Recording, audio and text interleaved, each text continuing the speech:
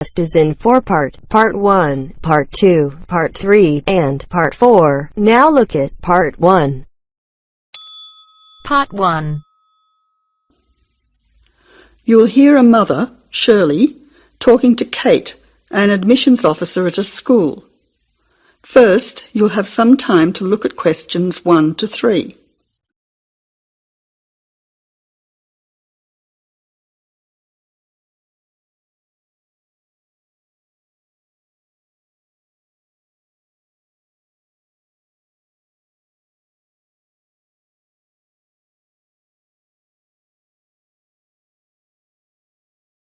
Now listen carefully and answer questions 1 to 3. Good morning. You must be Shirley Peters. My name's Kate. Yes, hello. I'm Shirley Peters. Nice to meet you. You have a 10 o'clock appointment with us. That's right. I'm supposed to go to the admissions office. Is that here? Yes, it is. Please take a seat as I have several forms for you to fill in to enable you to enrol your son at this school. We have a form for your name, address and so on, one for the health of your son, and one for him to choose extra subjects to join in. Thank you. Now, firstly, this form is just so we have a record of your son's personal details. Can you fill it in for me? Yes, I'll do that now. Can I just check the details with you? Your son's first name is John. No, that's his middle name, after his father, Richard John. My son's name is Colwyn. Can you please spell it C-O-L-W-I-N, not C-O-L-W-Y-N, as some people do? Yes, I'll make a note of that. And how old is Colwyn? I've put down that he's entering Year 6, so therefore he's 11 years old, turning 12 this year. So at the moment, he's 11. Yes, correct. You now have some time to look at questions 4 to 10.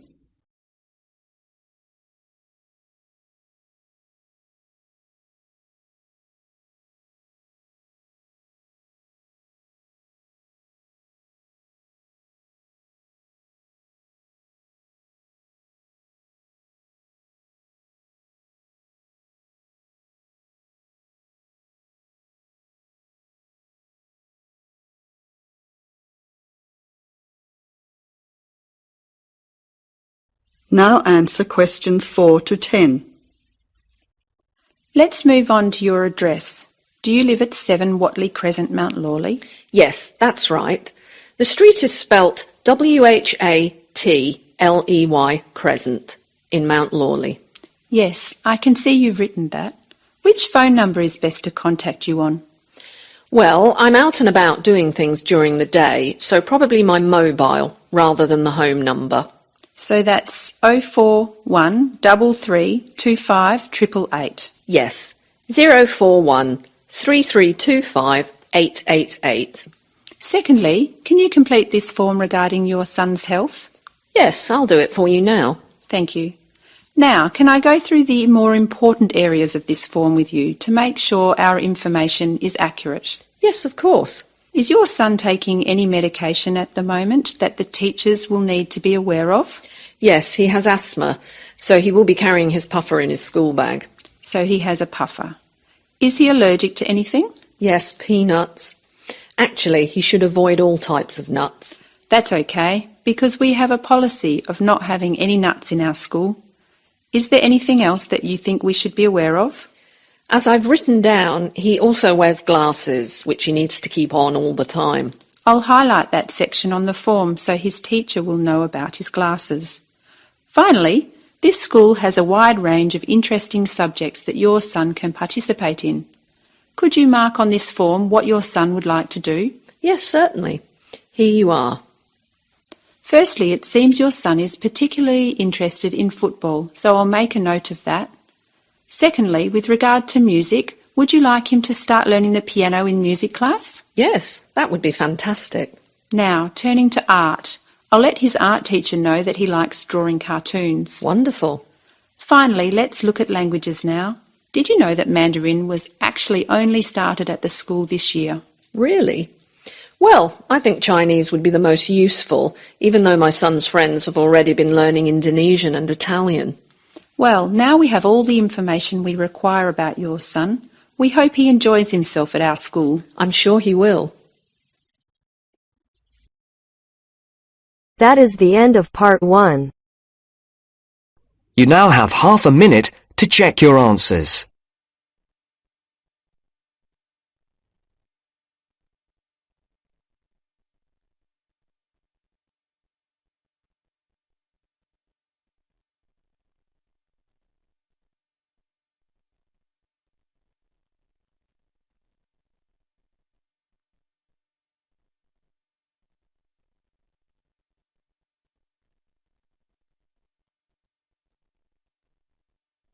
Now turns to part 2.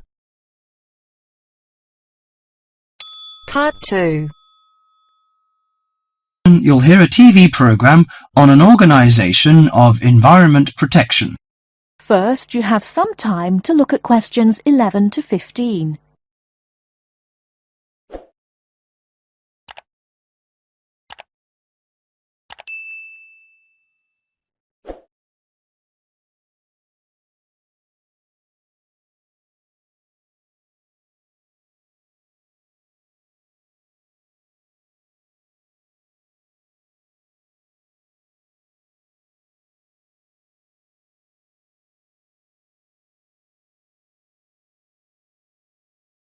Now, listen carefully and answer questions 11 to 15. Today in our studio is Sue Gent, a staff member of Clean Up Australia. Thank you, Tony. As we know, the mission of Clean Up Australia is to inspire and work with communities to clean up, fix up and conserve our environment. Now, we are launching Say No to Plastic Bags campaign. The focus is to enable shoppers and retailers to reduce the number of plastic bags handed out at checkouts. How much do you know about plastic bags? Plastic is a recyclable resource. They are manufactured from non-renewable resources like oil and gas. The embodied petroleum energy contained in 8.7 checkout bags is enough to drive a car 1 kilometre. If plastic is not recycled, this embodied energy is lost from the resource chain. An estimated 36,700 tonnes of plastic bags are disposed of in landfill sites throughout Australia each year. Australians dump 4,000 recyclable plastic bags into landfills every minute. How does plastic litter harm the environment? Many thousands of seabirds and marine mammals die every year around the world as a result of plastic litter. When the animal dies and decays, the plastic is free again to repeat the deadly cycle. There are 2 reasons that plastic bags are particularly problematic in the litter stream. Firstly, they last from 20 to 1,000 years. Secondly, they escape and float easily in air and water, travelling long distances. Now, any questions from you? Before you hear the rest of the talk, you have some time to look at questions 16 to 20.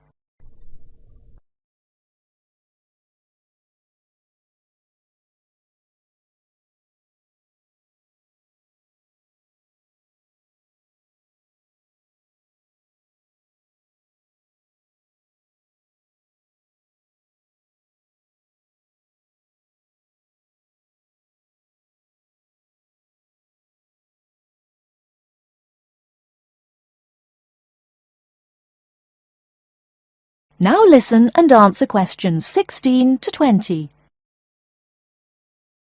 How can I help reduce the number of plastic bags used? In addition to saying no to plastic bags at supermarkets, you can help reduce plastic bags at convenience stores and takeaway food shops. These retailers account for 47% of single-use plastic shopping bags. You can help in the following ways. For example, you can keep a reusable bag in your car or handbag to use for unexpected purchases. Besides, if you have placed a big order at a takeaway store, ask for the food to be packed in a cardboard box that can later be recycled. Could you tell me where I can recycle my plastic bags? Well, most larger supermarkets and local stockland shopping centres have recycling facilities available. Remember to turn bags inside out and remove any receipts and food scraps before recycling. Contamination can cause problems in production and prevent recycled plastic from being used. What happens to recycled plastic bags? Plastic bags are recycled to make garden furniture, garden sleepers, flower pots, and new plastic bags. Should I use biodegradable plastic bags? A biodegradable product is one that breaks down safely, by biological means, into the raw materials of nature and disappears into the environment. There is currently no Australian standard for biodegradable plastic bags. This means there is no guarantee that bags will completely break down, as claimed by their manufacturer. Until an Australian standard has been developed and these bags have been tested, Clean Up Australia cannot recommend using plastic bags that claim to be biodegradable. Overall, do our best to refuse, reduce, and reuse plastic bags whenever possible. If you throw plastic bags away, tie them in a knot. This limits the chance that they'll blow out of a bin or blow away in landfills. By following a few simple steps, we can stop plastic bags from blocking our drains and creeks, injuring our precious marine life, and harming our wildlife. That is the end of part 2. You now have half a minute to check your answers.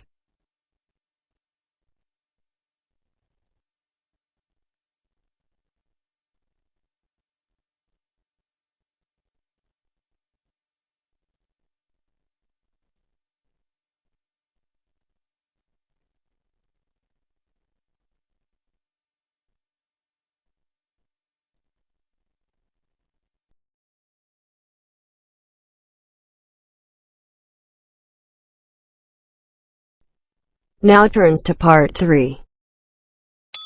Part 3. You will hear a talk given by Kate Tomerlin on the history of technology. First, look at questions 21 to 23.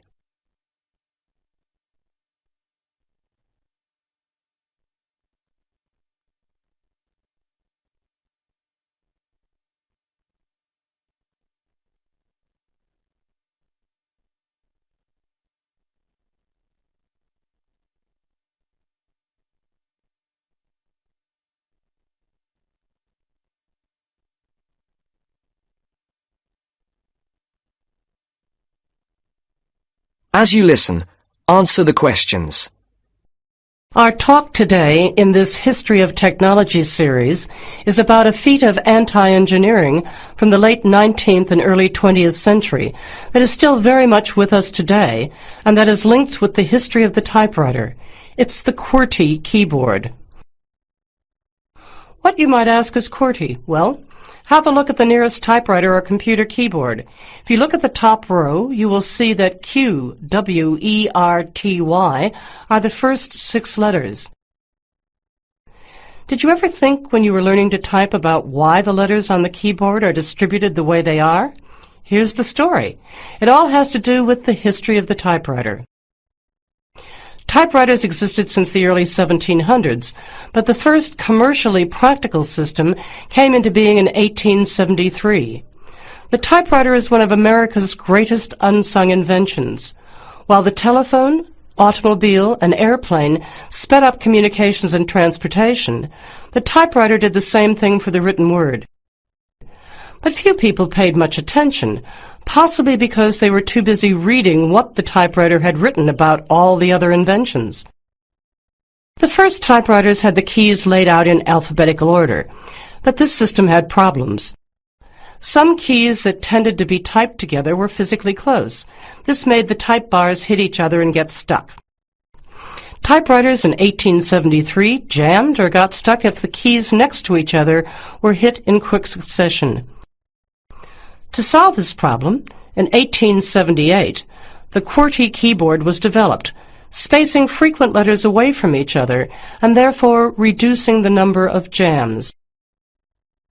It was not specifically designed to slow down typists, as is generally believed, but the keyboard did create a built-in inefficiency for typists.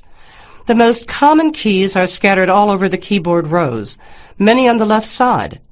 Right-handed people have to use their left hand, which is the weaker hand.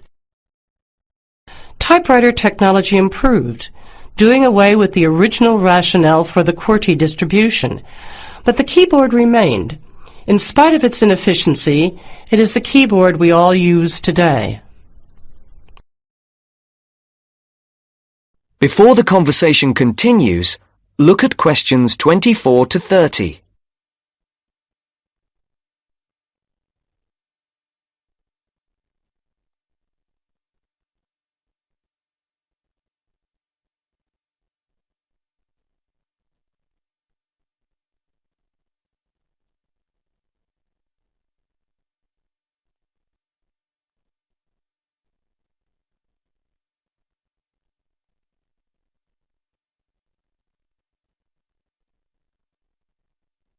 Now listen to the second part of the discussion.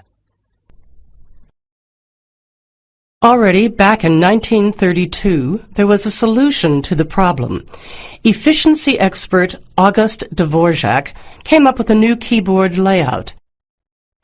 His home row consisted of A, O, E, U, I, D, H, T, N, S, which includes all of the vowels as well as the most commonly used letters. On this keyboard, over 3,000 words can be typed using only the home row. In fact, 70% of all the work can be done on the home row, 22% on the row above, and 8% on the row below. The QWERTY keyboard allows only about 50 words to be typed without reaching for other rows.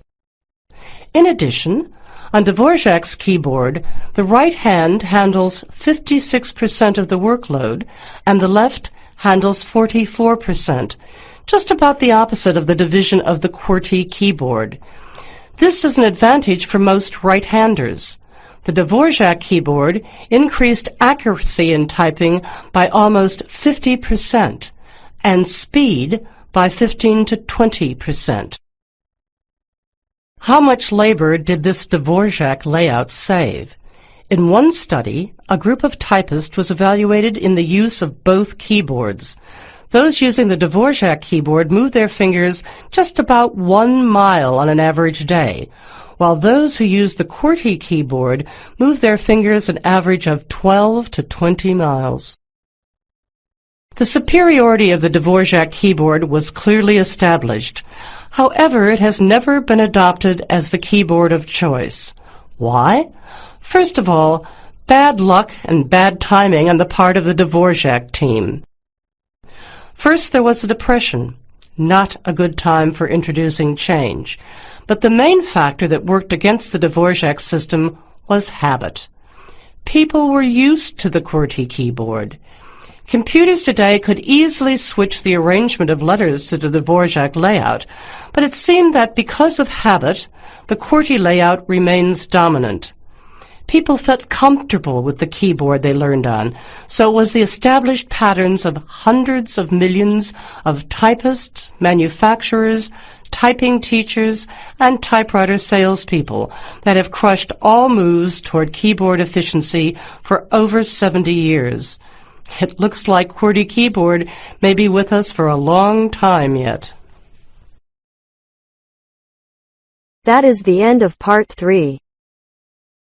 You now have half a minute to check your answers.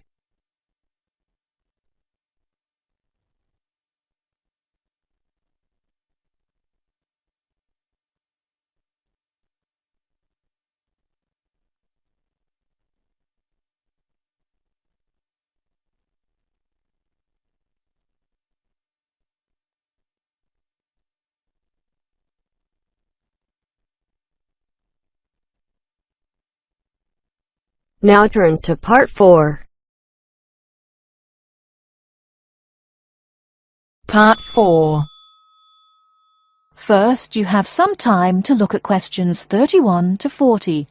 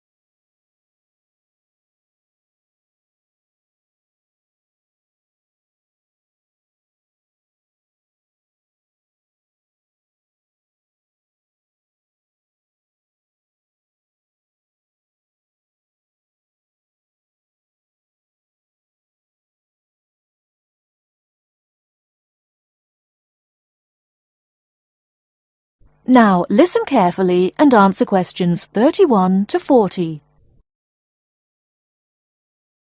The word thesaurus comes from Greek and means treasure house. So, to tell us more about Roget's thesaurus is linguist Dr. Cindy Channer. Now then, Cindy, we know Roget classified the English language. Well, the 150th edition has just come out. It's sold 32 million copies. Yes, that's right, 32 million. What is it? Roget's thesaurus. Now, Roget's thesaurus is a type of dictionary in which words with similar meanings are grouped together. The word thesaurus comes from Greek and means treasure house. So, to tell us more about Roget's thesaurus is linguist Dr. Cindy Channer.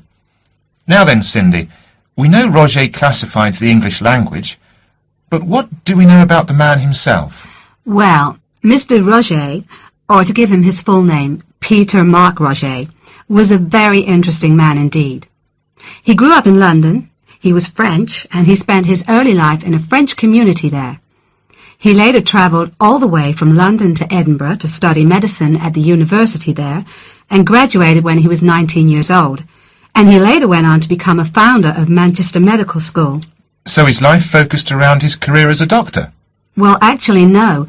Roget had a very wide range of interests indeed. In fact, he was a writer and wrote about many topics such as bees, the kaleidoscope, and even perception and feeling in animals. And he was an inventor too. In fact, in 1814, he invented an early version of the slide rule. The slide rule? Yes, the device that can calculate numbers. Then 10 years later, he developed a prototype for the cine camera, and he also got involved in a range of different projects.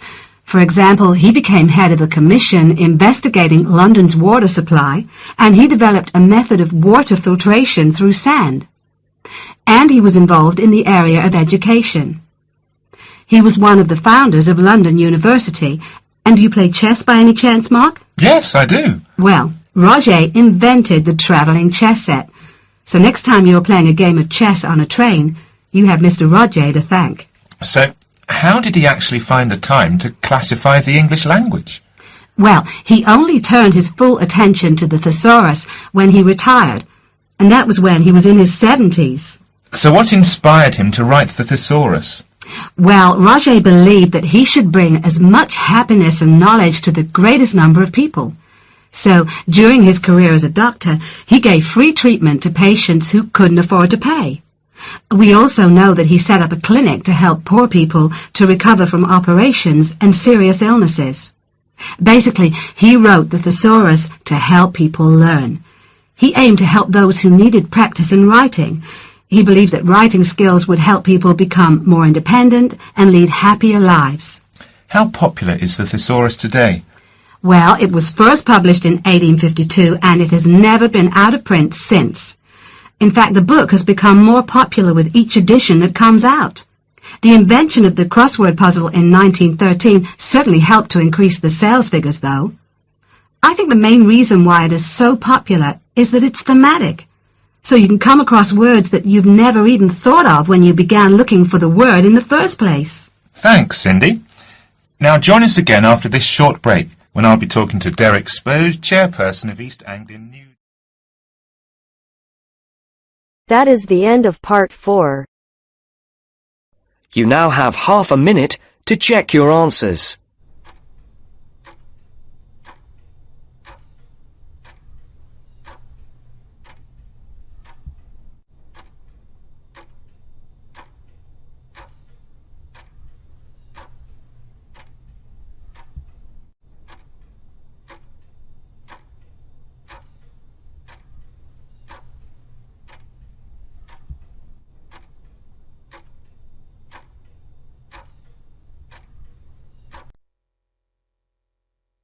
That is the end of the listening test. In the IELTS test, you will now have 10 minutes to transfer your answers to the answer sheet.